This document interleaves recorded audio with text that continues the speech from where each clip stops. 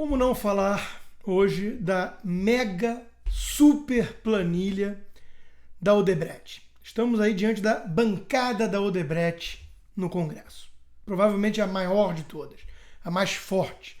A gente escuta falar em bancada da bala, bancada BBB, boi, bala e Bíblia, mas na verdade o que nós estamos vendo agora sendo revelado no país é a bancada da Odebrecht, a maior empreiteira, a maior empresa em simbiose com o Estado, com os governos, para mamar nas obras públicas. Tinha todo um departamento só de propinas.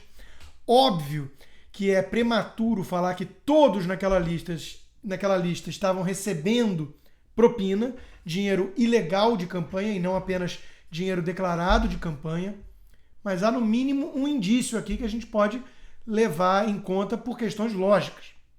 Aqueles políticos que tinham apelidos, porque vários tinham apelidos na lista da Odebrecht, esses provavelmente estavam numa lista negra. Qual seria o outro motivo de se criar um apelido para um político, como escritor para Sarney, como avião para Manuela Dávila? Um exagero, mas num ambiente político em que temos Dilma, Maria do Rosário, Laerte, Jandira Fegali e tantas outras de esquerda desse apio, faz mais sentido.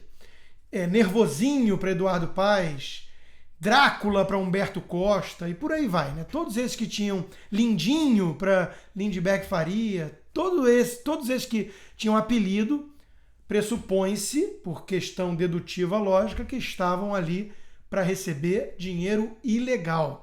E chama atenção, obviamente, a quantidade enorme de gente do PMDB, do PSDB, já esperado, do PT e do PCdoB. Veja bem, nós temos no Brasil aquela história de que o cafetão transa com a prostituta goza, o traficante cheira e por aí vai, né? O fato é que no Brasil nós temos comunistas defensores das empreiteiras. Gente que recebe dinheiro de campanha, como Manuela Dávila, ilegal, ao que tudo indica, de empreiteiros. Ou seja, que comunistas são esses no Brasil? Mas é aquela coisa, o Brasil é o país da esculhambação, é o país do tudo vira circo, e é mais ou menos isso mesmo, né? Se você cercar Brasília, vira ou circo, ou manicômio, ou presídio, né? Hoje em dia está mais para presídio. O fato é que muita gente está assustada com a lista da Odebrecht. Eu, particularmente, estou achando que o Brasil precisa disso. Eu participei anos atrás de um debate com Henri Maxud, Ciro Gomes, no programa de Porto Alegre, Conversas Cruzadas. Ficou conhecido aí pela humilhada que Ciro Gomes me deu, né, num país que acha que ser truculento, deseducado, deselegante, interromper o outro, usar táticas manjadas de fuga de argumentação, né, para colocar o outro contra a parede, acham que tudo isso é humilhar num debate. É um país meio esquisito, mas enfim, esse debate ficou conhecido por conta disso, das edições que fizeram e tudo mais. E nele, Henri Maxud defendendo uma hora lá, saudoso Henri Maxud, empresário paulista, defendendo reformas importantes como previdenciária, trabalhista e tributária. O apresentador, Lazier Martins, que depois virou político do PDT de esquerda, confrontou ele com uma pergunta de que se isso era possível e tudo mais. E teve uma hora que ele respondeu, então a gente cruza os braços e não faz nada. É mais ou menos esse o espírito da coisa agora, né? Tem muitas pessoas preocupadas, com razão, que essa bomba que soltaram agora pode paralisar o país. E eu respondo, beleza, que paralisemos o país então para repensar tudo que está acontecendo no futuro.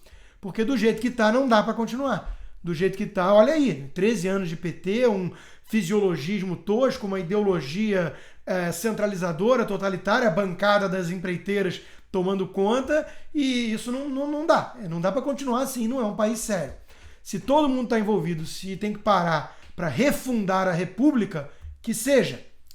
Existe um risco de vir, então, um aventureiro do lado de lá, Rodrigo. Pode ser o PSOL, pode ser um PSTU da vida. É sempre um risco, apesar do que a gente está vendo que PCdoB estava nas mãos aí dos empreiteiros. né? Eu digo para você o seguinte, vamos então parar tudo e esperar que algo novo surja, né? O algo novo não precisa ser apenas um aventureiro de esquerda. Existe o risco de chegar um populista por esse lado, mas existe também a oportunidade, a chance de vir algo novo, fresquinho, que não está nesses esquemas todos, como o próprio Partido Novo, com uma mensagem diferente que justamente mostrava que essa simbiose de grandes empresas e políticos, que é típica do modelo que nós temos de capitalismo de laços, capitalismo de compadres, de semi-socialismo, tanto que a esquerda defende esse mesmo modelo, esse modelo é que precisa ser revisto, com reformas liberais, radicais, que descentralizem o poder de Brasília, que reduzam o escopo do Estado e que possam, então, adotar um Estado mínimo em suas funções básicas e princípios, com total punição para aqueles corruptos pegos com a boca na botija. Não vamos ser negligentes, passivos com bandidos.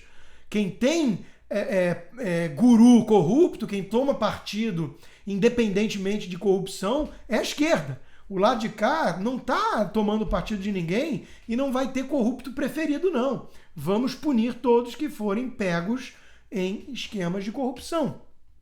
Qual é, para ser pragmático, obviamente, qual é o ponto, não diria negativo, mas preocupante talvez disso tudo? Obviamente é haver algum tipo de acordão ali entre os caciques políticos que impeça a continuação da Lava Jato. As mãos limpas, a Operação Mãos Limpas na Itália, que o Sérgio Moro estudou a fundo, ela conseguiu fazer um estrago no programa de corrupção, no esquema todo de corrupção dos partidos políticos italianos, inclusive o próprio Partido Socialista, que estava encabeçando o negócio, foi no seu governo que a casa caiu, e ele foi interrompido, o processo de limpeza, justamente por Berlusconi e companhia, que quiseram frear os juízes. O risco Berlusconi no Brasil não é uma aventura de Bolsonaro, que aliás não tinha nenhum Bolsonaro na lista, e muito menos um partido novo.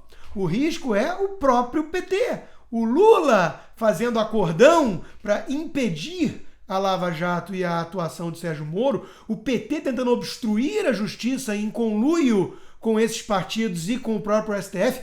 Esse é o nosso risco Berlusconi. Como o próprio Demetrio Magnoli apontou numa coluna, ele que é um sociólogo de esquerda, mas que tem olhos para enxergar o que está acontecendo. Portanto, existe o perigo de algo dessa natureza, da exposição da bancada da Odebrecht, de alguma forma mitigar a Operação Lava Jato, forçar um acordão entre os grandes políticos no Congresso hoje, os grandes partidos, existe. Isso é o que mais me preocupa, e aí está a prova de, mais uma vez, a necessidade de todos nós, cidadãos corretos e apartidários, ficarmos nas ruas. É fundamental, o próprio ex-ministro do STF, Joaquim Barbosa, já disse em suas redes sociais, precisamos ocupar as ruas e pressionar. Sem isso, não há continuação da Operação Lava Jato. Sem isso, sem esse apoio popular, Sérgio Moro perde. E com isso perdemos todos nós. Não estamos com medo da lista da Odebrecht. Vamos a fundo nas investigações. Quem não deve, não teme. E se todos esses 200 ou 300 picaretas, como dizia o próprio ex-presidente Lula e depois se mostrou o maior picareta de todos, se todos eles devem, o problema é deles. Vamos refundar a República do zero. Vamos limpar toda essa corrupção e tentar instituir o respeito à coisa pública na política nacional. Como dizia Stanislau Ponte Preta, personagem de humor de Sérgio Porto, instauremos a moralidade ou nos locupletemos todos. Não queremos um país de bandidos, de cúmplices da bandidagem. Isso quem quer é a esquerda. Nós queremos instaurar a moralidade. Todo o apoio a Sérgio Moro e que essa bancada da Odebrecht tenha sua vida investigada, devassada e, se for o caso, que sejam punidos. É isso que queremos para um Brasil melhor.